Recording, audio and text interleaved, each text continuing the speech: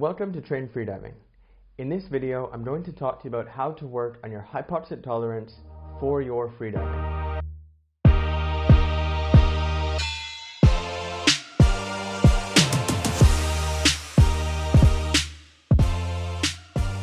In my opinion, perhaps only excluding very early beginner freedivers, I believe that hypoxic tolerance training, or O2 training, is an important part of every freediver's training programs. I don't necessarily believe that all freedivers are limited by hypoxia. In almost all cases, there's going to be other things like CO2 tolerance, urge to breathe, technique, efficiency, relaxation, equalization, etc., which are causing you to have troubles in your diving far before hypoxia is going to be a limiting factor. However, even if you're not approaching LMC or blackout, I do believe that practicing hypoxia is important because it's going to teach you the skill and the ability to stay calm, focused, and composed at the end of your dives. So in my opinion, even if you're not about to have an LMC, if your oxygen levels drop even a little bit, this is technically a stress on the body. This can cause either conscious or subconscious reactions to this stress, which could decrease the quality of your dives at the end of your dives. So in my opinion, if you want to have good quality dives from start to finish, hypoxia training is an important part of doing that.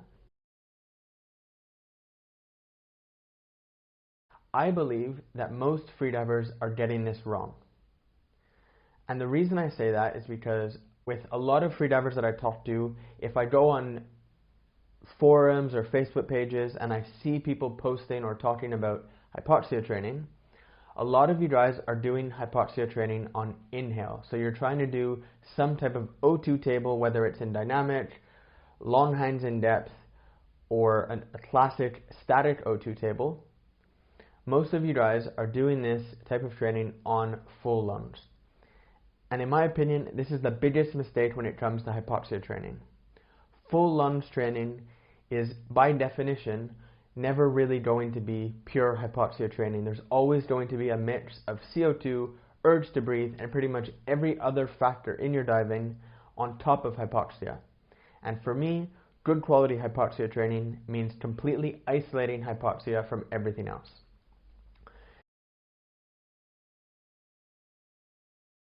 Now, with the help of the board, I'm going to show you why exhale training is going to make hypoxia training a lot easier and a lot more efficient and effective as your primary source of O2 training in your diving. So to keep things really simple, let's imagine on this graph, this line represents the gases in the body. So at the top we have O2 and at the bottom we have CO2. And then this line is going to represent time. So however long you're holding your breath or for however far you're swimming is going to be represented by the bottom line. Let's just assume that your CO2 starts here and it slowly increases through the dive. From the top of the graph, let's say our O2 starts here. As our CO2 rises, our oxygen level also decreases. Now the problem with doing training on inhale is that because we're starting with so much oxygen, we have to wait for a very long time until we become hypoxic. So let's imagine that we only become hypoxic here at this time. We're also going to have the urge to breathe starting here, maybe at this dive time. So that means that on inhale training, we have to also endure some urge to breathe and relatively high levels of CO2 in the body even before we become hypoxic. So we're never really isolating hypoxia. We're always going to be working on hypoxia in combination with at least working on CO2 and at least working on urge to breathe. It's going to be better to isolate hypoxia as much as possible from everything else. And that's where exhale training comes in. So imagine doing an exhale dive. So maybe we start on FRC, or passive exhale. Our oxygen is going to start a little bit lower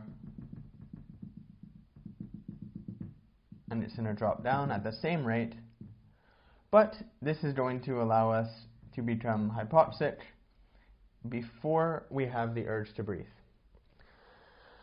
Now we can drop this down a little bit further and start our dives on RV, or forced exhale, and then again, starting with even less oxygen, assuming the same rate of consumption, it's possible to become hypoxic almost right away, way before the urge to breathe. So we have this total time over here where there's no urge to breathe at all, and we're becoming relatively or significantly hypoxic through our training. So by starting our dives with lower initial oxygen, but with the same initial CO2, it's going to be possible to become hypoxic without experiencing any discomfort. Now I'm going to share with you two different methods that I like to use to perform my hypoxia training, depending on whether I'm doing static, depth, or dynamic. So I'll share with you those two different methods right now.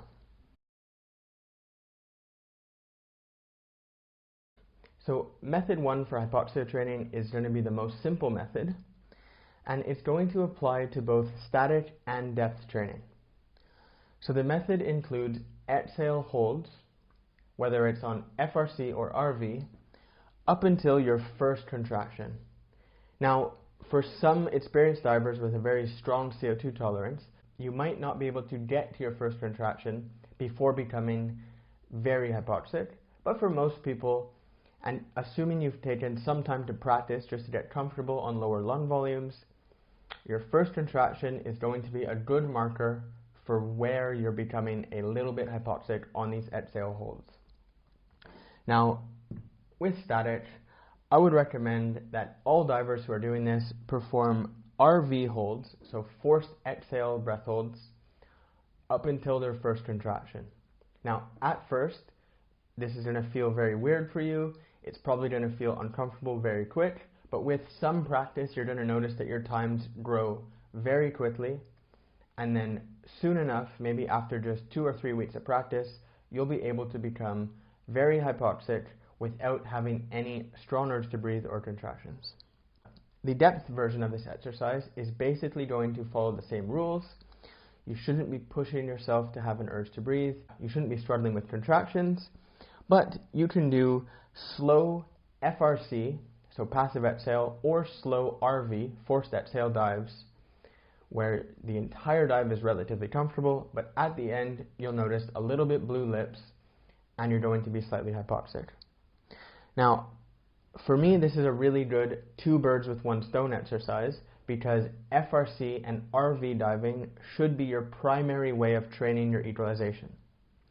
Now, equalization training only happens on the way down, so if you ascend slower than you normally would and extend the dive time progressively, not suddenly making it a minute longer or anything crazy, but if you slowly extend the ascent times, you can start to combine equalization training on the way down with hypoxia training on the way up.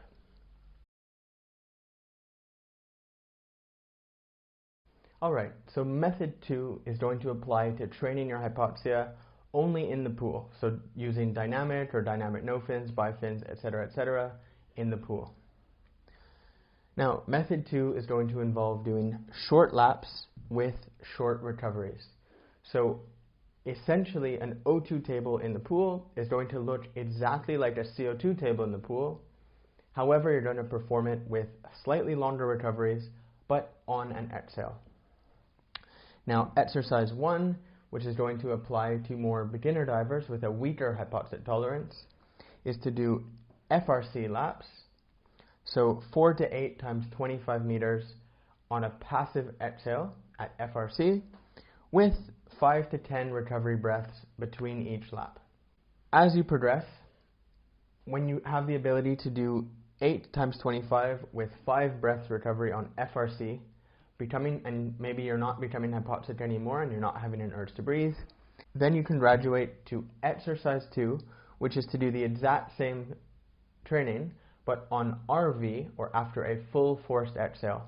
So again, you're going to do 4 to 8 times 25 with 5 to 10 recovery breaths between each lap. Now, at this point, you can either use less breaths and do only 4 laps, or you can use more breaths and do 8 laps.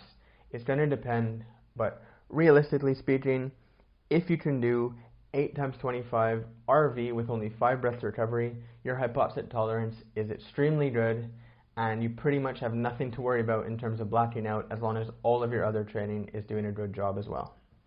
Now, I would say that in both of these cases, you can perform this as a set for 2 to 3 sets in a row. So during a training session, you might do this 2 times or 3 times when you're working on your hypoxia.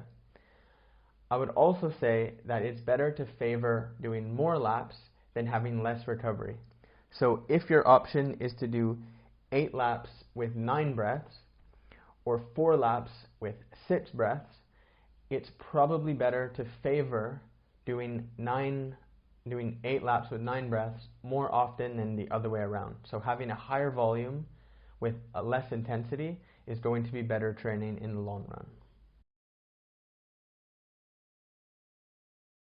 I think it's important to say that O2 training shouldn't be the only thing that you're working on. However, periodically, maybe once every 2 weeks, or for more advanced divers, once every week, an O2 training exercise should be incorporated into your diving to make sure that it's something that you're capable of handling correctly and staying relaxed when you become hypoxic. Now, it's also worth noting that before you attempt to do these O2 training exercises, you should have built a relatively strong CO2 tolerance first. If you're not capable of getting blue lips on any of the exercises that I shared with you in the video without having contractions or an urge to breathe, then your CO2 tolerance isn't strong enough yet, and you need to improve that before you can start to work on hypoxia in isolation. And like I said at the beginning of the video, isolating hypoxia is the best way to work on it, which is why I'm telling you to avoid doing O2 training on full lumps. Let me know in the comments if you enjoyed the video.